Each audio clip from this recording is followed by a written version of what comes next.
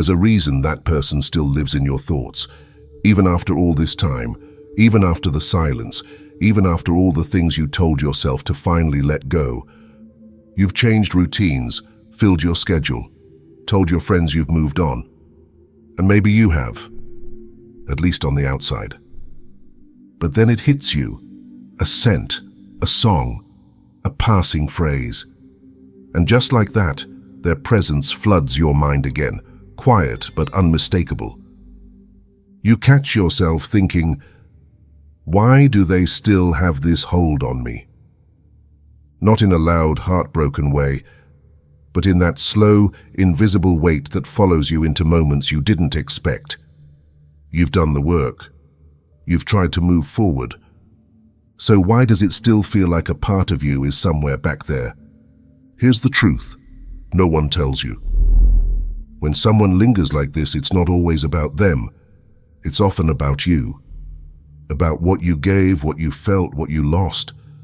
About something deep inside you that's asking to be understood, not because it's broken, but because it matters. This isn't weakness, it's not obsession. It's a signal, and maybe, just maybe, it's time to finally listen. You don't choose the thoughts that come late at night. They just show up, quietly, insistently, as if something inside you refuses to forget. And the more you try to push them away, the more they seem to return. Not always painfully, sometimes just constantly. It can feel confusing. You've told yourself it's over. You've accepted the facts. There's no text coming, no door reopening. And yet your mind keeps circling back to that one person. Why? Because memory isn't just about events. It's about emotional energy. Your mind doesn't hold on to someone for no reason. When a person remains, it's usually not about love still burning or hope for a reunion. It's because something within you was left open, unfinished, still active. When emotions aren't fully processed, they echo. Your brain tries to make sense of things it hasn't resolved yet, not with logic but with repetition. That's why, even when you're not actively thinking about them, they appear in your dreams, in other people's words, in moments you thought were safe. It's not punishment. It's not obsession. It's your emotional system doing what it does best, trying to bring you back to something important that got lost in the noise of the ending. You see, endings don't always bring closure. Sometimes they just pause the story mid-sentence, leaving you holding emotions that never had the space to speak. And when we rush to move on, filling time, numbing the ache, pushing away the thoughts, we often leave those emotions buried instead of faced. That person may no longer be present, but the version of you that existed with them still is. And that version may be trying to tell you something about what you felt, what you gave, or what you never fully understood. You're not thinking about them because you're weak. You're thinking about them because something in you is still looking for resolution, not to reopen the past, but to make peace with it. This isn't about going back, it's about going deeper, not into the relationship but into yourself, where the real answers live. It's easy to believe you're stuck because of them. Their absence, their silence, the way they left things unresolved. And maybe for a while, that explanation was enough to soothe the confusion. But deep down, you know there's something more. Something that has nothing to do with their presence, and everything to do with yours. Sometimes the thoughts don't return because you miss the person. They return because of what they represented in your emotional world, because of what that relationship stirred in places you hadn't touched in years, or maybe ever. A person can awaken feelings, yes, but more than that, they can awaken forgotten versions of you.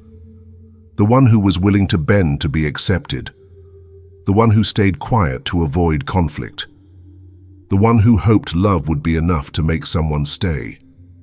And when it ends, the person leaves. But those versions of you remain, unseen, unheard, still hoping you'll come back for them. You may think you're haunted by memories, but often you're haunted by self-abandonment, by the moment you stopped asking for what you needed, by the silence you accepted in place of clarity. And until that version of you is seen with honesty and compassion, your thoughts will keep circling back. Not to relive the past, but to recover a part of yourself. You're not broken for still thinking about them. You're responding to a part of your emotional world that's still holding on, not to the person, but to the meaning behind what happened. And unless that meaning is explored, your mind will keep revisiting it like a book left open on the most important page. There's nothing wrong with you. This isn't failure, it's awareness, and awareness is what leads to healing. The person may have triggered the thoughts, but the reason they still live inside you is because something internal was activated. Maybe it was a deep longing to be understood. Maybe it was an old insecurity you thought you'd outgrown. Maybe it was the hope that love could finally quiet the fears you never spoke aloud. When someone activates something that raw, it leaves a mark. But that mark isn't meant to hurt you forever. It's meant to teach you where to begin. This isn't about returning to them. It's about returning to yourself, fully, bravely, and without apology. Some people leave, but the impact stays. You're no longer in touch. You've deleted the photos, maybe even forgotten the sound of their voice. But something in you still reacts. A tight chest when a certain memory returns, or a strange emptiness that surfaces out of nowhere. This isn't about nostalgia. It's about unfinished emotion. When you experience something intense, especially when it ends without clarity, your body holds on to the unresolved parts. You might have moved forward in your routine, but emotionally, some pieces never got closure. And when there's no closure, your mind replays, not to dwell, but to understand. That's what people don't always see. You're not sitting around hoping for them to come back. You're not lost in the past. You're trying to make sense of what never made sense to begin with. The feelings you had weren't small. You gave. You hoped. Maybe you even changed parts of yourself to make things work. And then it ended. Without explanation, without resolution, maybe without warning. That kind of ending doesn't just disappear. It stays in the way you trust, the way you guard yourself, the way you hesitate now when connection gets too real. You're not thinking about them because you haven't grown. You're thinking about them because a moment in time created a response in you that still matters. Not because they're special, but because the version of you that was present in that moment hasn't fully healed. This has nothing to do with going back.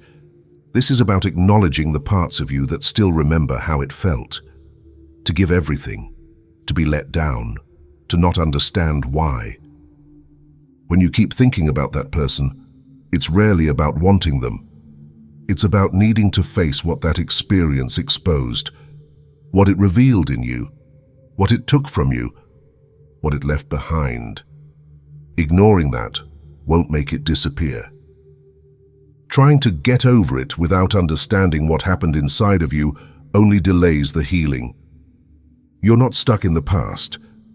You're being asked to look directly at what still needs your attention.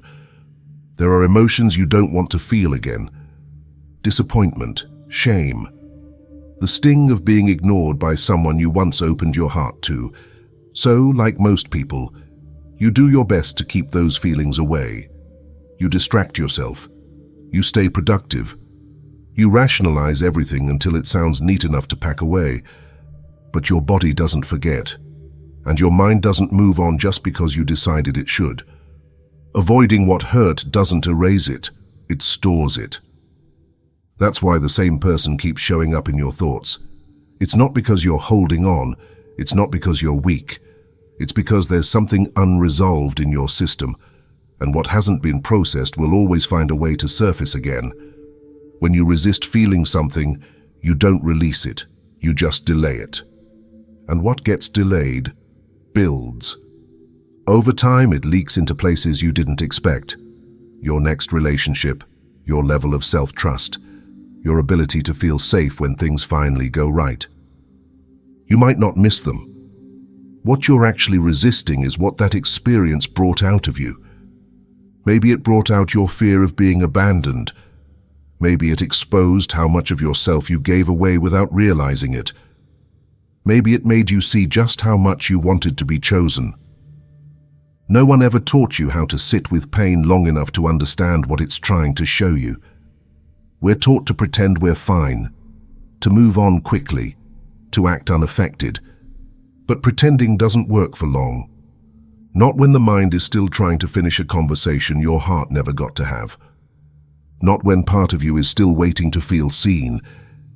Healing doesn't come from shutting yourself off. It comes from finally turning toward what you've avoided. Not to relive it, but to face it. Not to suffer more, but to suffer less. The longer you avoid what hurt, the longer it stays with you. Not because it wants to break you, but because it's still waiting for you to understand it. You don't need to fight the thoughts. You need to listen to the feeling underneath them. The idea that someone else can give you emotional closure is a comforting lie. You believe that if they said the right thing, you'd finally stop thinking about them. That if you understood why they drifted, everything inside you would settle. It's not a loud belief. It lives quietly, underneath your logic.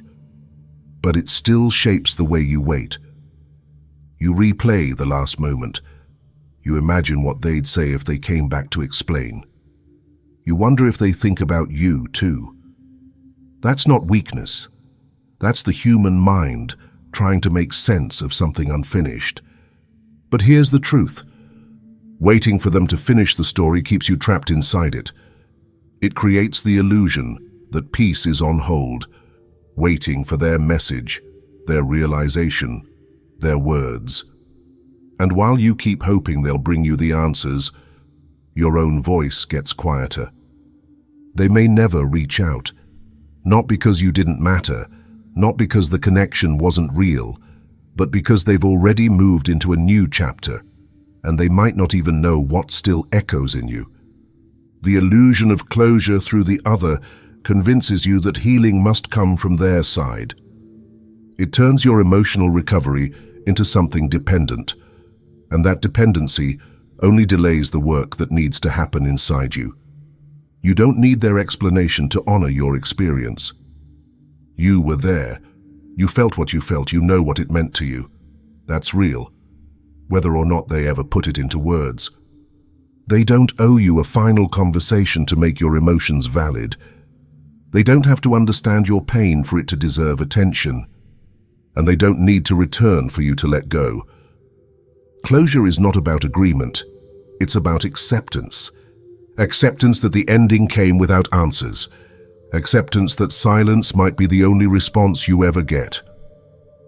Acceptance that they're not coming back to help you close a door they already walked through.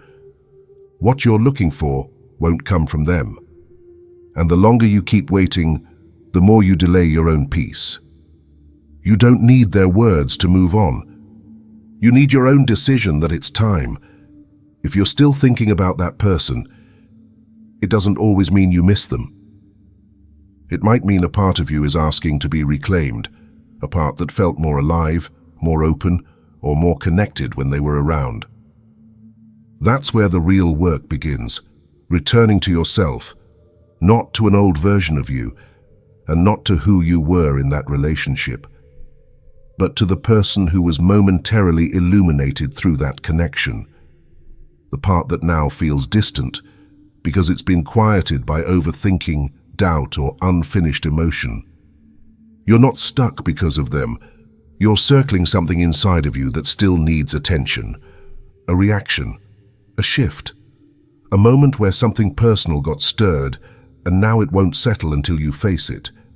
Thinking about someone long after they're gone doesn't always mean attachment. It can mean a deeper layer of you was accessed, and now that it's exposed, you don't know how to carry it alone. This isn't about regret, and it's not about longing for their return. It's about finding out why you still respond to their absence. What internal movement began with them that now has to be finished by you? To return to yourself is not to reject the memory. It's to stop depending on it to feel whole again. It's to understand that what they touched was already there, a need, a hope, a hunger for emotional presence that belongs to you, not to them. You won't find peace by replacing the person.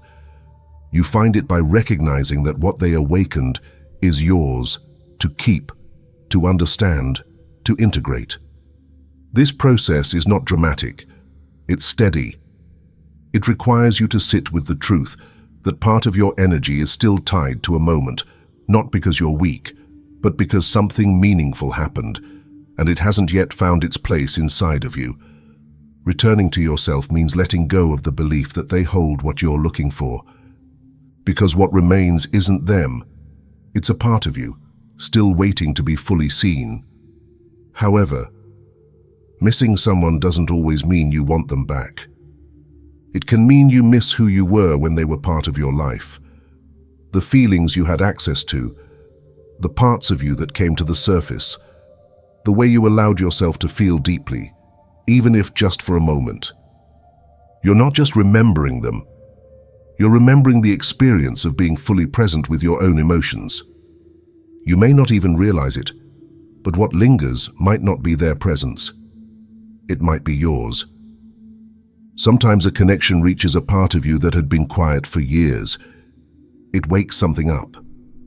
Not because that person completed you, but because the interaction invited you to see yourself in a different light, more open, more expressive, more connected to what you truly need. Now that they're gone, you feel the absence. But if you look closely, you'll notice it's not just their absence. It's the absence of that you, the version that felt lit up, that let love in, that believed something real was possible. Missing them can become a doorway, not to go back but to go inward, to understand what that version of you still needs, and how to bring it forward again, without needing someone else to activate it. The connection may have passed, but the parts of you that were awakened through it are still here, waiting to be lived, not through memory, but through presence now. You've thought about them more times than you expected, not because you're trying to, not because you want to stay connected, but because something in you hasn't finished processing what that experience stirred. Over time, those thoughts begin to feel different. They stop surprising you. They don't pull you under. They arrive with less urgency and more clarity. That's when something begins to shift. You realize that these thoughts were never the problem. They were reflections, small openings into parts of you that hadn't been named yet.